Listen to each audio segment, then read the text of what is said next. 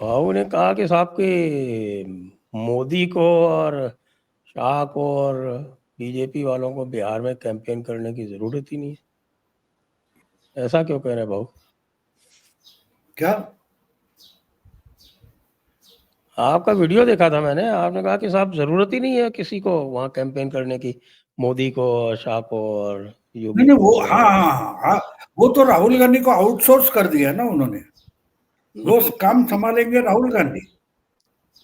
अब एक एक बात आप समझ लो कि बार बार अगर आपको एक भूल भुलैया पैदा करके आप उसमें फंस जाओगे तो मेरी समझ में नहीं आता बार बार क्यों फंस रहे हो। अब हम आज बोल रहे हैं 19 तारीख है, बिल्कुल 19 ही है ना। आज 19 तारीख है और कम से कम मेरा ख्याल है कि 4 हफ्तों में बिहार का टाइम टेबल आ जाएगा। तो अगर आपको अभी जो आपका गठबंधन है, इंडी गठबंधन है, उसका सीट का बंटवारा होना चाहिए। भाई इस पार्टी को इतनी मिलेगी सीटें, इसको ये मिलेगी। अब जो मिली है वो कौन कौन सी है वो डिसाइड करना है। उसके बाद उस पार्टी को अपना वहां का कैंडिडेट तय करना है। 4-5 डिसीजन एक एक कॉन्स्टिट्यूंसी के लिए लेने, चुनाव क्षेत्र के लिए, और आप उलझे हैं यात्रा करने में। अब अगर वो कैंडिडेट, अगर उसको अपना लोकल ऑर्गेनाइजेशन ऑयल करना है, काम कार्यान्वित करना है, एक एक बूथ के लिए कार्यकर्ता अपॉइंट करना है, ये सबके लिए टाइम कहां बचता है।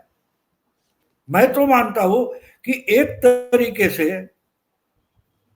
मोदी और शाह जानबूझ कर राहुल के लिए खिलौना छोड़ देते। जो बच्चों को भगाने वाली टोली होती है ना, बच्चा चोरी करने वाली, वो तो उसके लिए चॉकलेट खिलौना छोड़ देती है, बच्चा पीछे पीछे आ जाता है, उठाते निकल जाते।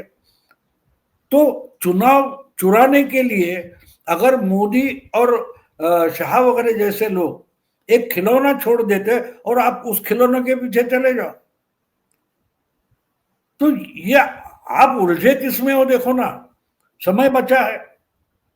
आप कोर्ट में जा रहे हो, आप वोट चोरी का रैली कर रहे हो, मोर्चा कर रहे हो, और वहां लोकल देखो, जो चुनाव है वो एक एक चुनाव क्षेत्र में लड़ा जाता है। एक चुनाव क्षेत्र में अलग अलग 500, 800, 1000 बूथ पर लड़ा जाता है। वहां तो आराम चल रहा है।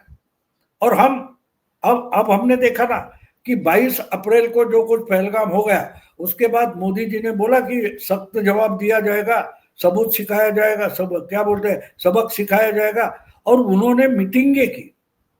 पहले 4-5 दिन मीटिंगें चल रही थी, फिर वो जनरल्स अलग अलग हो गए, वो अपनी अपनी तौर से प्लान लेकर आ गए, फिर हो गए। तो एक एक जगह से देखो, डीआरडीओ, इसरो, रॉ, आईबी, यहां से लेकर आर्मी, नेवी, एयरफोर्स, सबको कोऑर्डिनेट किया गया। उसी वक्त फॉरेन अफेयर्स मिनिस्ट्री, सबको कोऑर्डिनेट किया गया ना, सबको कोऑर्डिनेट किया गया।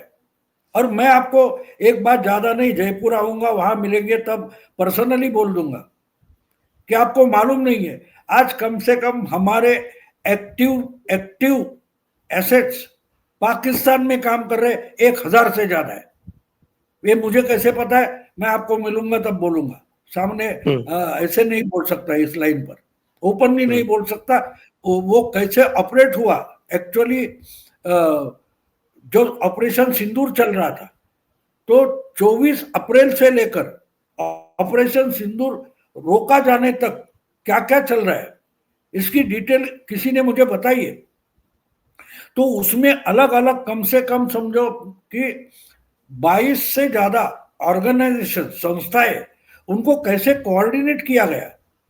और जब हो गया, जब शुरू हो गया धमाका, उसके बाद वो लोग आराम से बैठे थे अपनी अपनी जगह, हर एक कोई अपना अपना काम कर रहा था। आपको याद होगा, ऑपरेशन सिंदूर शुरू होने से पहले 6-7 दिन हमारे अरबी समुद्र में हमारी नेवी अभ्यास कर रही थी, आपको याद होगा।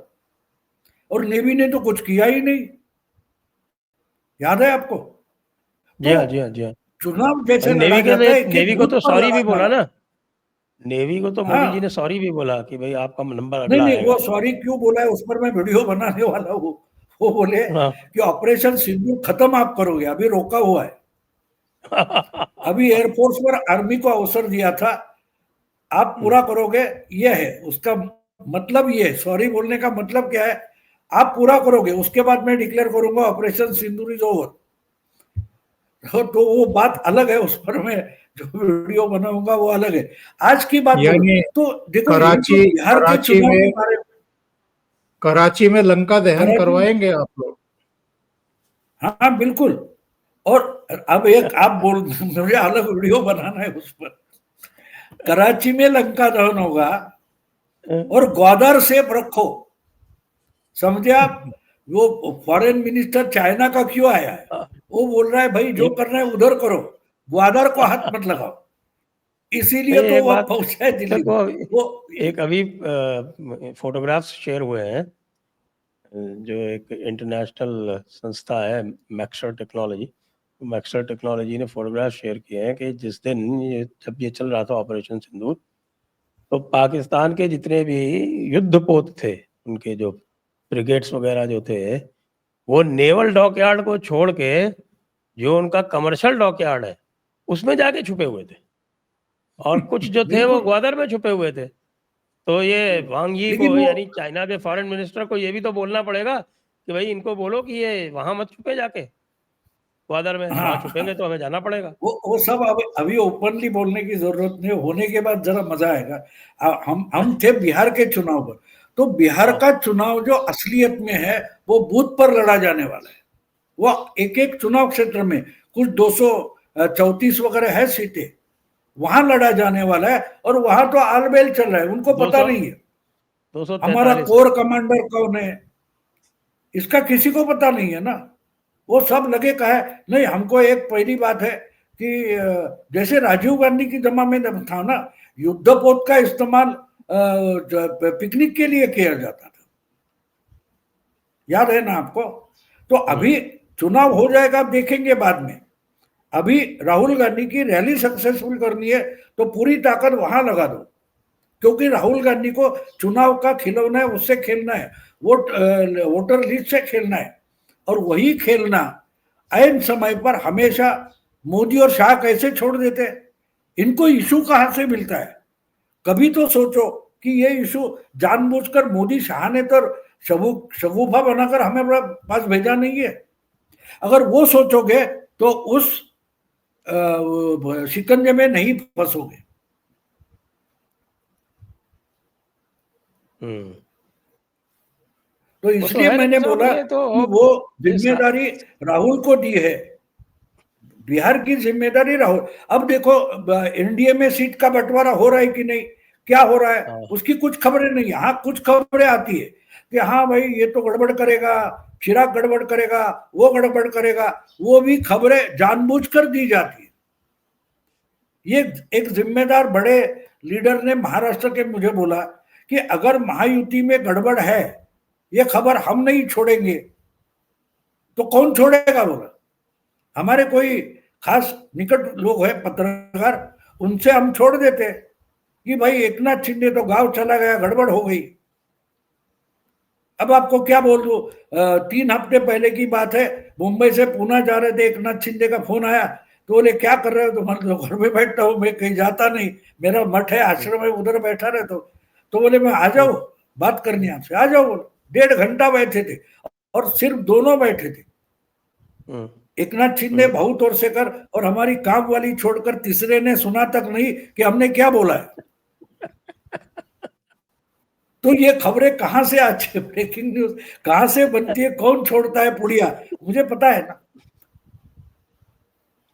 तो ये एक बात नहीं समझ पा रहे कि आपके लिए जो मीडिया का भी इस्तेमाल, हम जिसको प्रो इकोसिस्टम बोलते हैं, उसमें भी स्लीपर सेल कितने हैं। अब स्लीपर सेल कौन है, लंगड़ा घोड़ा कौन है, भारत का कौन है, इसका पता नहीं है।